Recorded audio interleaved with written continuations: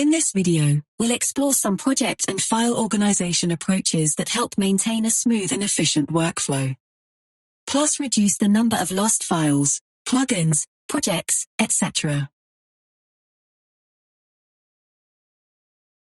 Firstly, we should make a folder for our projects and samples.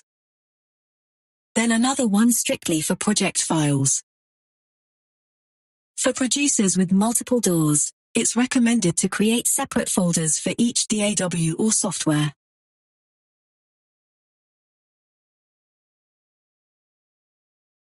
For doors that don't create a project or data folder by default, it is advisable to make a template folder with both a data and a render folder.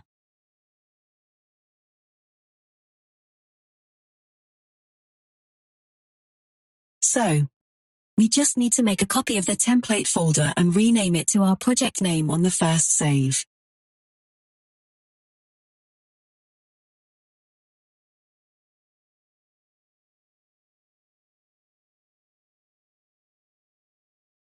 Be sure to verify that the project data folder is set correctly.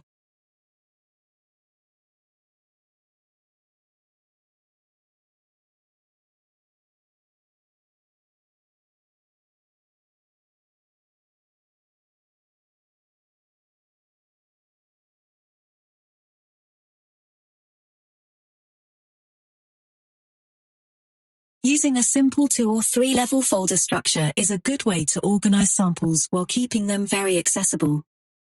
Let's start by creating a parent sample folder next to our projects folder. As the name implies, this folder will contain everything sample related, that being third-party sample packs, kits, sound design renders, random downloads, etc. Next, we'll create a subfolder for our packs, random downloads, and pretty much any sample that's intended to be used in the production process. Feel free to name the folder whatever you want, but it might be best to use something simple and straight to the point, rather than a phrase or something complex. Just use whatever works. We now have a folder dedicated to the majority of our samples, so be sure to move any downloaded packs here. For random downloads like Foley samples, interesting clips, etc., let's create a dedicated folder, so we don't ever end up accidentally deleting anything in our projects. We could also do something similar with multiple packs that come from a single company or creator.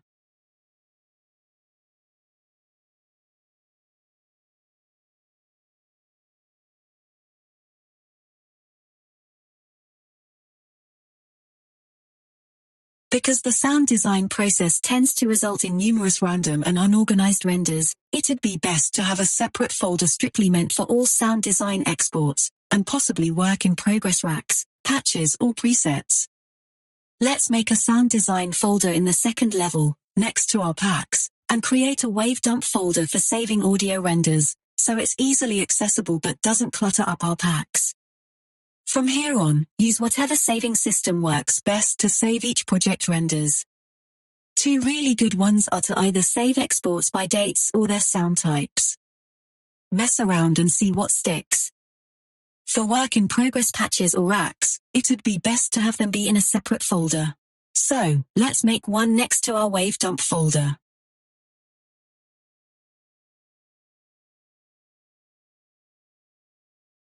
Although some DAWs have the option to add new directories for plugin search paths, there are still some very popular ones that only have one option for either VST2 or 3 plugins. So, it's a good idea to make sure that all plugins are installed in the proper folders depending on their format.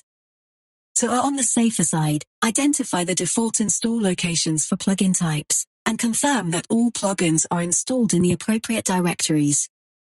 This way everything fits together seamlessly, plus we avoid any annoying plugin scanning or locating problems in the DAW.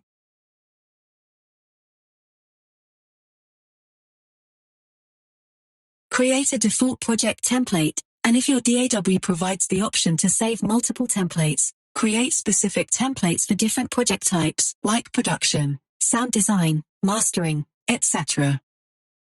To create a template in Ableton, It's as simple as opening a project file we'd like to use, or configuring, grouping, and routing tracks, then saving it as a default set. For FL, instead of simply saving as a template or a default set, we first have to save as a normal project. Then move it to the template folder.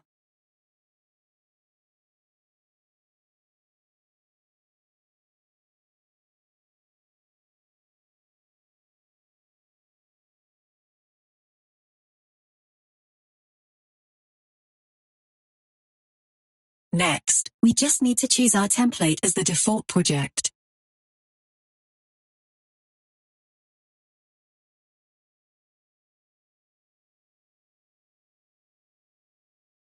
Be sure to ask any questions you may have in the comments.